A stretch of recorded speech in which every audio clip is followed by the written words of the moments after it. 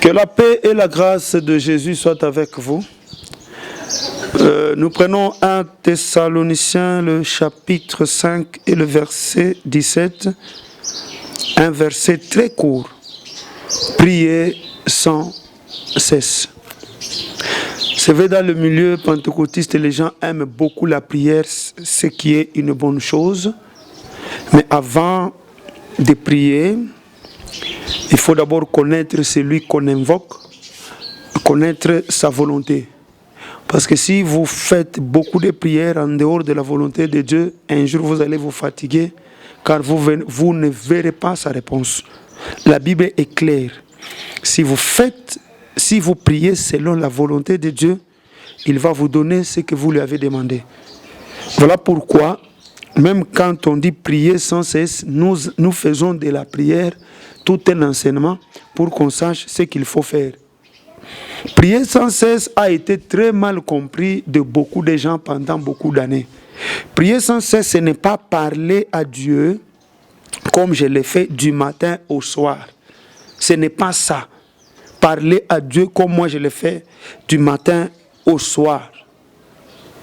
Non. Pourquoi?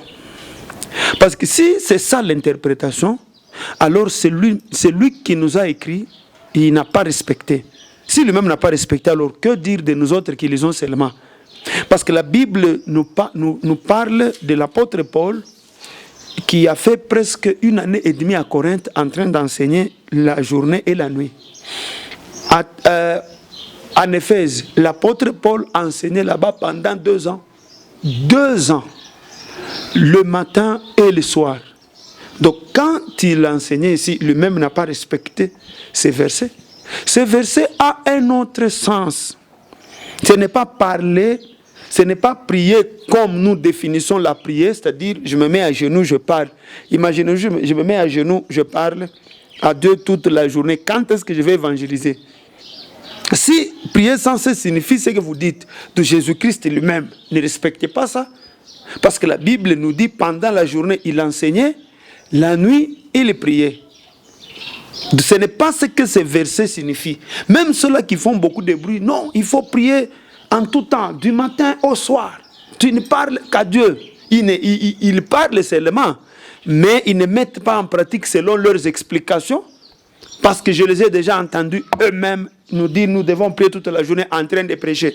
Quand tu prêches là, tu n'es pas à genoux en train de prier. Voilà. Qu'est-ce que ces versets signifient? La Bible est claire là-dessus.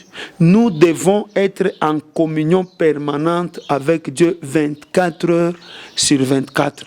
C'est-à-dire mon esprit à moi communie avec Dieu 24 heures sur 24. Et cette communion s'est faite quand je suis à genoux, je prie.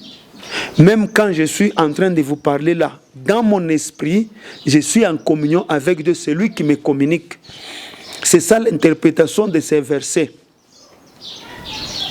Prier, c'est être en communion avec Dieu par différents moyens que la Bible nous donne. Il y a de ces endroits où quand on dit de prier, on vous dit de vous mettre à genoux et parler.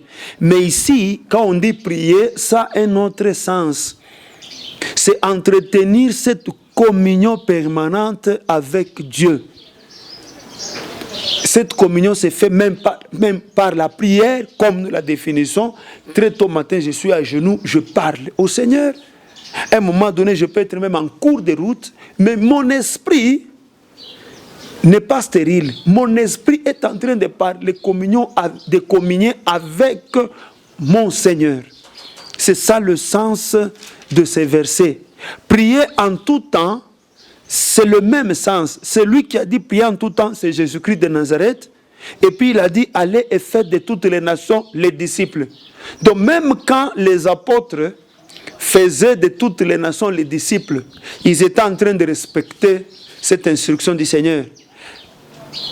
Parce que ce qu'ils faisaient était agréable devant Dieu. La Bible dit, Jésus-Christ lui-même qui a dit prier en tout temps, il était il les accompagnait ou il confirmait leurs paroles par des signes et des prodiges.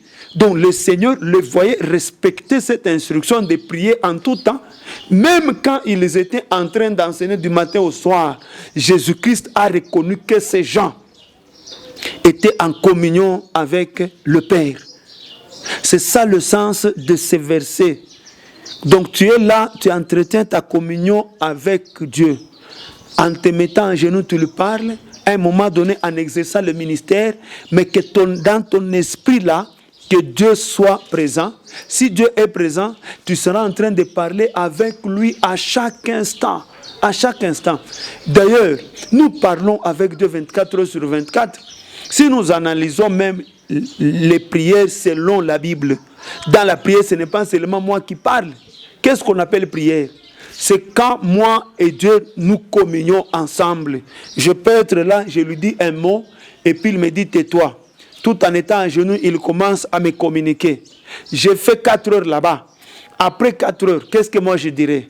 J'étais en prière pendant 4 heures. Or, je ne parlais pas à Dieu pendant 4 heures. Que Dieu vous bénisse.